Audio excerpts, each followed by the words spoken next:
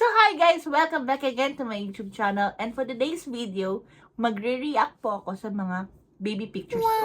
Last week, diba, pumunta tayo ng Pangasinan. And nakita ko yung dalawang photo albums, baby photo albums ko. So, kinuha ko siya nang walang paalam kay mama. What? So, sorry mom.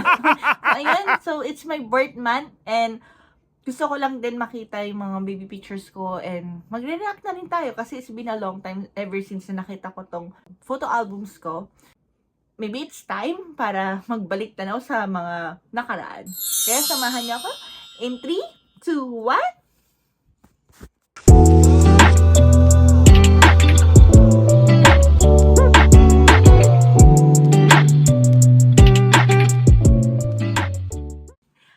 So, ayun na nga po. Ngayon, araw na to ay gagawin natin is mag-react tayo sa mga baby pictures natin. Baby pictures ko. So, kumbasahan po natin nung baby pa po ako. Sobrang saludo ko kay mama kasi talagang anong file niya yung baby pictures ko and at the same time, napaka-organized. Well, talagang napaka-organized talaga si mama kasi si mama accountant eh. Kaya, nako. Maano ka na lang. Magagalit talaga siya kapag hindi organized yung gamit. Well, hindi ko namana sa kanya, kaya, sorry.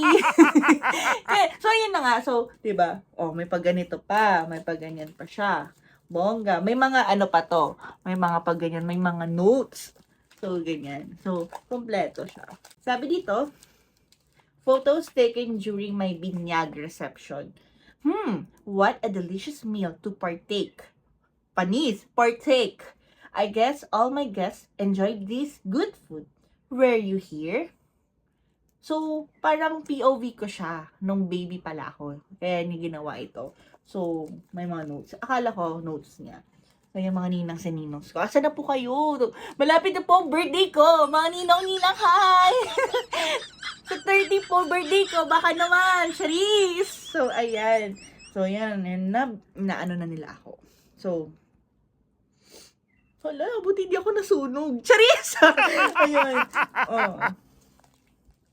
So, hindi ko alam kung buhay pa po yung ibang maninong-ninang ko. What? Pero kung nasa man kayo, ang kilala ko lang kasi maninang, may maninang ko, kilala ko pa until na buhay pa sila. Ayun, thank you sa inyo sa pagpunta sa binyag ko. So, ayan, yung mga solo picture. Panis ako, ang mother ko, meron siyang may mga solo POV siya. So, eto, sabi niya sa note niya. Note ko pala to kasi POV ko nga pala. So, sabi dito, while I'm busy with my milk, my mama is also busy kissing me. Si mama. Ayan, kinikiss niya ako.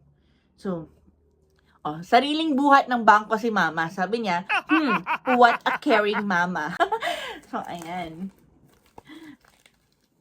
Hello, laki ko. Kahit nung baby ako, malaki ako. Ayan, no. Sabi niya kasi dito, me at 2 months old. Diba, ang laki-laki ko. At nakasmile ako. At mukha akong lalaki, guys. Bakit ganun? So, panis. So, I've just taken my bath. Wala!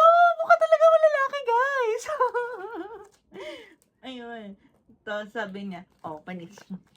Actually, si mama up until now, mahilig pa rin siya mag-mosquito net. Mahilig pa rin siya up until na matulog na nakakulambo. Kasi nga, naniniwala siya na kapag ginapuan daw ng delikado kasi magkakadengke. Well, sige, let's respect her opinion. Yung niya, paniniwala niya. Ganun talaga siya. Pero pag umuwi talaga, pag sabi ko, no, ayoko ng kulambo. Ewan ko ba? Siguro kasi nakasanayan ko doon, hindi kasi sila mahilig mag-aircon. Kasi, yun nga, may mga paniniwala sila na mga lamig kapag yan, pag tumanda kayo, magkakasakit kayo, ayun, unti-unti yung sasakit ng mga kasukasunaw, which is, totoo nga, na nangyayari na po sa akin ngayon. Kaya, dapat talagang maniwala kayo sa mga magulang mo. Yun yung masasabi ko. Kasi, hindi naman nila sasabihin yun kung wala lang yun eh. Sasabihin talaga nila yun kasi napagdaanan na nila. Pangalawa is, gusto nila protektahan kayo para hindi nyo maranasan yung baka naranasan na pala nila. Kaya nila sinasabi at pinapayuhan, ina-advise. Will somebody please lift the phone for me? Panis. Mukha akong lalaki lang. Ang laki-laki. Ito siguro yung isa sa mga favorite picture ko. with my lolo. Ayan. Kasi si lolo, gaya nga sabi ko sa inyo dati, lolo's girl yung pinuntahan natin doon sa isang vlog. Lolo's girl talaga ako. Ever since kasi nag-work si mama at saka si mommy. Mommy tawag ko kay lola, di ba? Lagi ako naiiwan kay daddy. So, yun, si daddy lagi kong kasama kapag nagmamall. Ayan. Oh, panis si mama talaga. Mahilig talaga mag-notes, no? Ayan. Laki ko, di ba? Oh, kit-kit ko! So sabi niya, with my mama again, do I look a lot like her? What? Ma, hindi. Kulot ka kasi. Hindi ako kulot. Hindi ako kulot. Kung kulot ka, possible. Ayan. Tapos mukha akong cute doll. Totoo nga yung sabi sa notes. Oh. Sabi niya, am I not like a cute doll? Panis. Ito yung mga panahon pala na nag-aaral na akong tumayo. Ayan, learning to stand. Ay! At syempre, kung may learning to stand, may learning to walk. Thank you. Siguro baka napasaya mo ako ng bata ko. With our dog named Sweetheart. Mukhang Japanese speech siya na hindi ko alam. Basta ayan. Diba?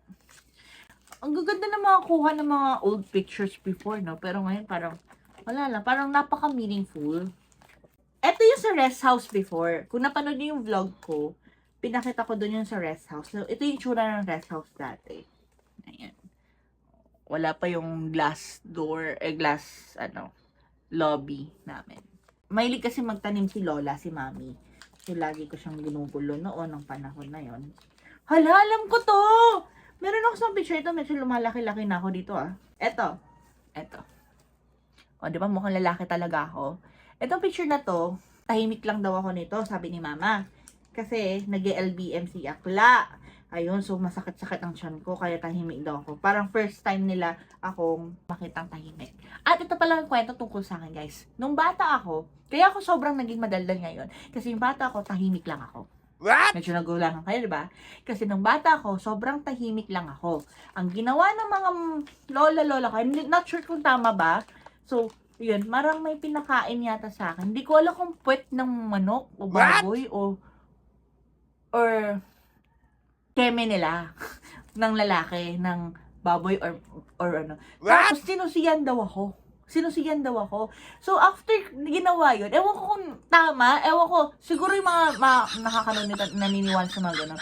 Pa-comment down ko ano yung tama. Hindi ko kasi maalala, basta naalala ko lang may ganun na senaryo na sinabi sa akin nila lola. Tapos after nun, naging madaldal na ako kasi natakot sila, akala nila baka may di ba parang autism na ako kasi hindi ako umiimik. Parang ganyan lang, parang wala akong salita-salita. Yan, ang cute ko. Oh, kinikiss ko. Si Mama, mukha siyang yung asawa ni Noni Buen Camino. Yun ang tsura ni Mama. Nung mga kabataan. Na-miss ko to. Eto, nagta-typewriter ako. Kasi nakikita ko, si Lolo kasi lawyer. Tapos nakikita ko siya na nagta-type-type. So, parang nakahiligan ko mag-type-type dati sa typewriter. Bata pa lang ako, nasa computer na ako. Kaya ang ending trabaho ko, nagko-computer, di ba nagko-calls? Ito yung mga masasayang panahon. So, ito yung mga panahon na Christmas. Lalo na bare months na. Ayan, punong-puno talaga yung Christmas tree namin ng mga regalo na nakakamiss. Kasi parang nakakamiss yung bata ka. Na maalala mo yung lahat binibigay. Hindi, di ba? Hala, ba't ako nahiiyak? Ayun. Di ba, ang ganda ng ngiti ko. Yung wala ka pang iniisip na mga problema. Ganyan. Na inaantay mo lang, bubuksan na natin yung mga Christmas gift. Ganun. Ito talaga masasabi ko sa inyo, mukha akong lalaki dito. Ayan, Waki! Ganyan. Paano gawin natin? Ayan. Diba? Mukha akong lalaki dyan. Papakalala ko sa inyo. Hindi ko alam kung asan na siya, pero ate, kung nasaan ka, napapanood mo to. Thank you sa pag-aalaga mo sa akin. Kasi sobrang alam mo ko. At alam ko, ikaw yung pinaka naging paborito ko sa lahat ng mga naging yaya ko. So, ayun. Si Ate Rosalie. Ayan. Naalala ko siya eh. Yan o. Ayan.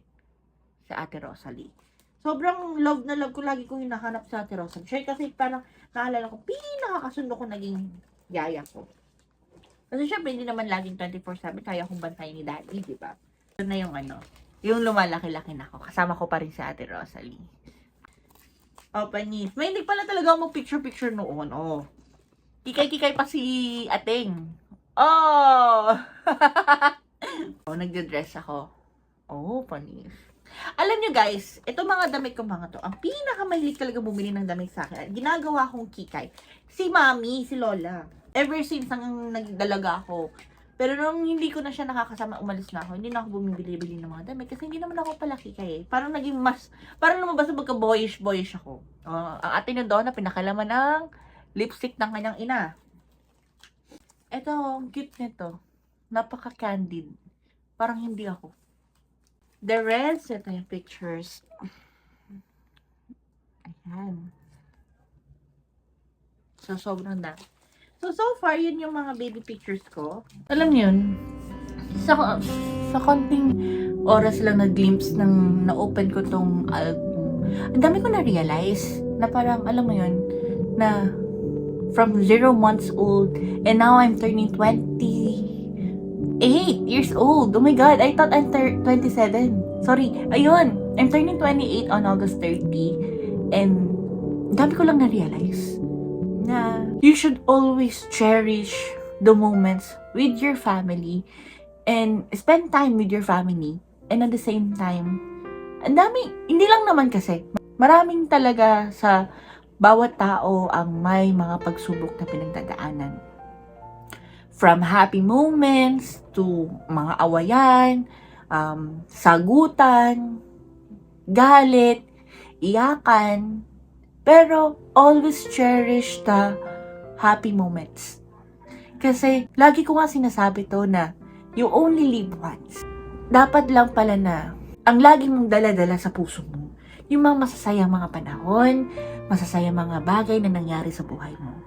And I am so grateful kasi nung nakita ko yung mga pictures, old pictures ko, yung mga baby photos ko, parang cute-cute ko. Charot! Hindi. I mean, for me, parang ang dami kasing pinagdaanan.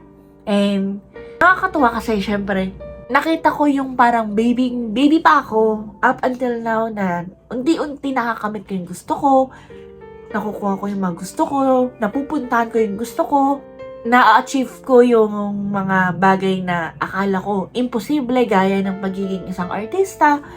Oo, hindi man ako sikat. Minsan may project, minsan wala.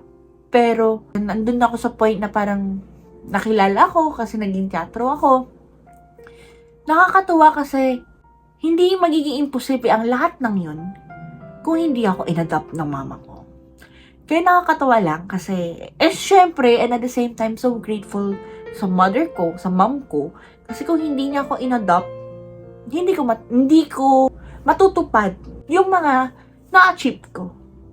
Syempre, thank you, Mommy Cheat, Mama Malu, kasi ever since I was young, andyan kayo. Kaya guys, always be grateful to your family, to your parents.